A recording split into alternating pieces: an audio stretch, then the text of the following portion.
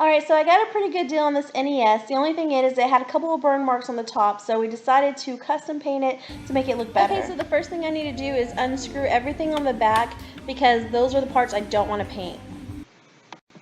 Once you've removed all those screws, then the black pieces and the lid will fall off, and then you can be able to paint this without having to tape anything. Alright, and if you're lucky like I am, then you know somebody who has an airbrush machine, and this works really good. There's other techniques that I'm not quite sure besides using a regular spray paint.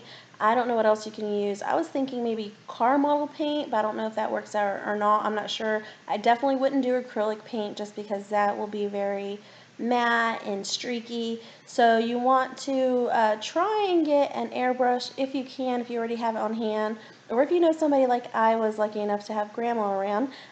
So then we were able to borrow hers, and this is what we did.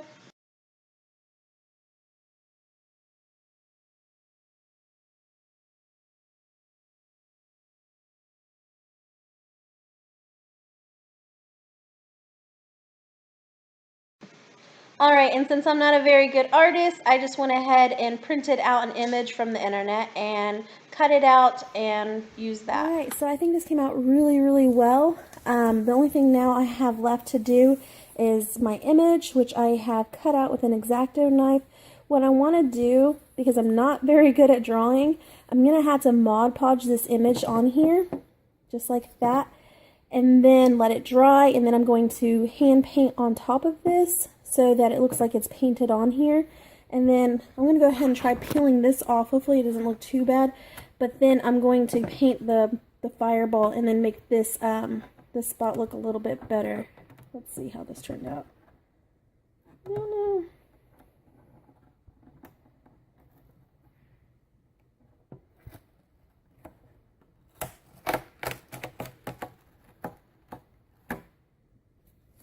Alright, so that is what it looks like.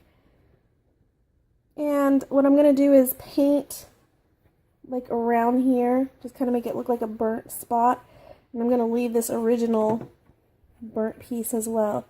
So I'm just going to kind of like do some kind of painting on here. And then I'm going to paint right here. So I think right now what I'm going to go ahead and do now is just the Mod Podge part of painting, putting this on here. Probably about like right here. And then I'm going to actually draw this into the flaming ball as well, which kind of like, we'll just kind of pretend that he had thrown one beforehand and this is like the second one.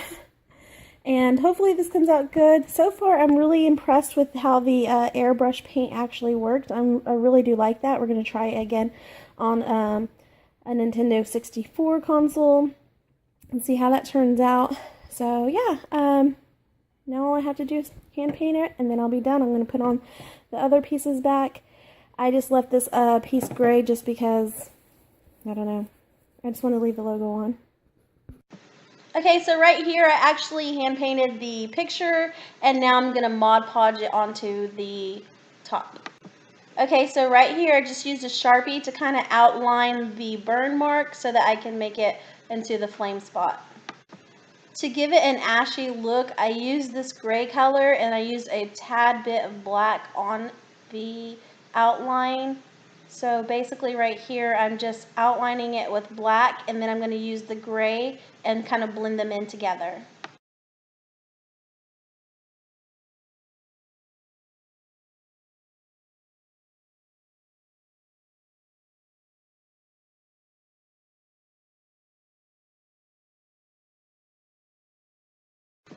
Okay, so on this second hole, I kind of made a round flame shape around it, and then I am going to use red on the outline, and then I'm going to use yellow on the inside and blend them in together so they kind of have like a flamey color look to it.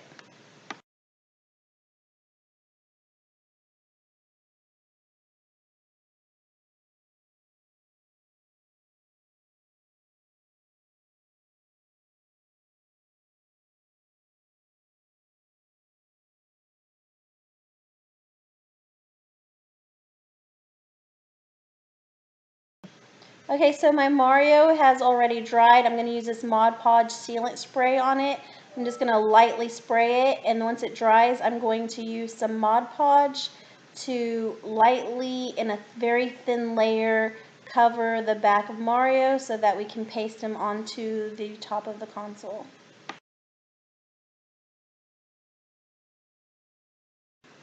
Alright, so you want to carefully place them in the spot that you want it. Make sure you got it exactly where you want it, because if you move it, it's going to be very sticky and kind of mess up the paint.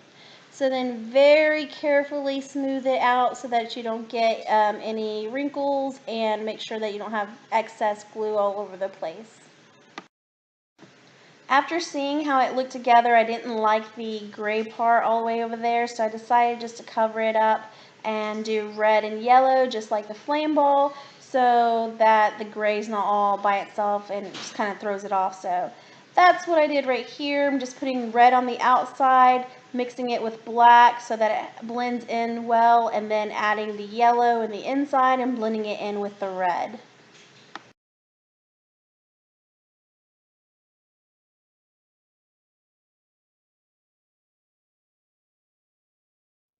Alright, so once your image dries and your paint is all dried up, you can go ahead and start to screw everything back on. Here is the lid. You just kind of place it on here, and then at the back there's going to be the spots where you screw it in. 1 second.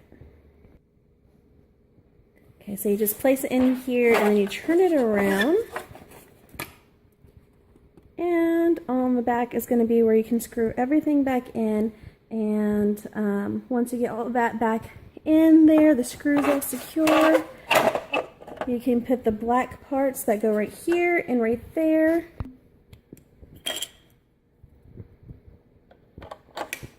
And then you can screw these back on.